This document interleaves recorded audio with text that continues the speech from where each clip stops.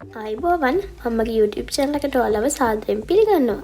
ඉතින් අද මම හදන්න යන්නේ මුළු ගෙදරම සුවඳ කරන අපිට වැඩි වියදමක් යන්නේ නැතුව ගෙදරදිම ලේසියෙන් හදන්න පුළුවන් ඉටිපන්දමක් හදන හැටි කියලා දෙන්න. ඉතින් අපි එහෙනම් බලමු කොහොමද මේක හදන්නේ කියලා.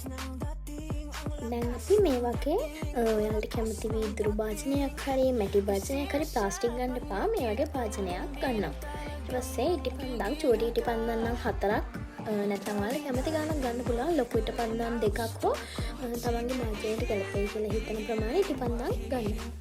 දැන් මේ විදිහට අපි අර ඉටිපන්දම් ටික රත් කරගෙන ඒ දියර මේ භාජනයට දානවා.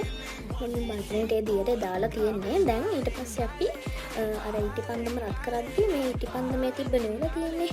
ඒ නූල වෙනම භාජනයෙන් අරගෙන මේ විදිහ කූරක ගැට ගහලා, ඒ කියන්නේ ඉරට කූරක් වගේ එකක් අරගෙන ඒක ගැට ගහලා අර නූල ඒකේ ඔතන්න ඕනේ.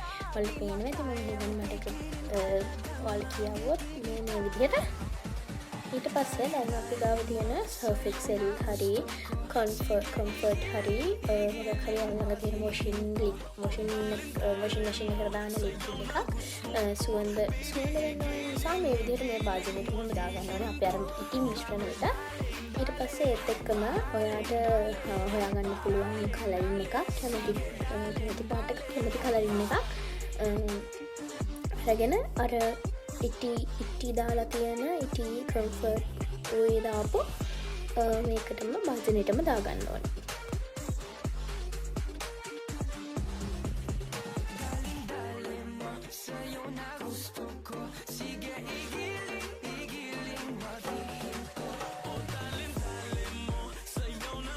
දැන් හොඳට අර කම්ෆර්ට් එකයි කලරින් එකයි මේ දියර එකත් එක්ක හොඳට මික්ස් කරගන්නවා.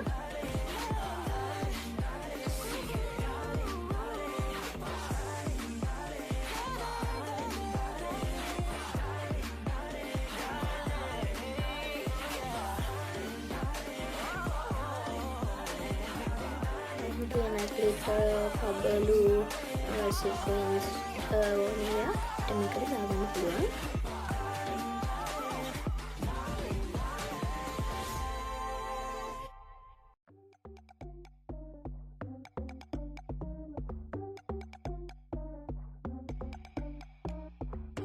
අපිට ඕන විදිහට මේ ඉටිපන්දම ලස්සන කරගත්තයින් පස්සේ අපිට පුළුවන් මේක පෙරලෙන්න තියන්න. ඕනේ නම් ගොඩක් ඉරේලිය වැදෙන්නේ නැති තැනක තියන්න. ගේ ඇතුලේ වගේ පැය 4ක් 5ක් වගේ කාලයක් තිබ්බහම මේක හොඳටම වේලෙනවා. එහෙම නැත්නම් ඔයාට පුළුවන් ෆ්‍රිජ් එකේ දාන්න. මම නම් අපේ ෆ්‍රිජ් එකේ අර ලෙවල් එහෙම දාන කොටසට ඒ කියන්නේ ෆ්‍රීසර් එකට නෙවෙයි දැම්මේ.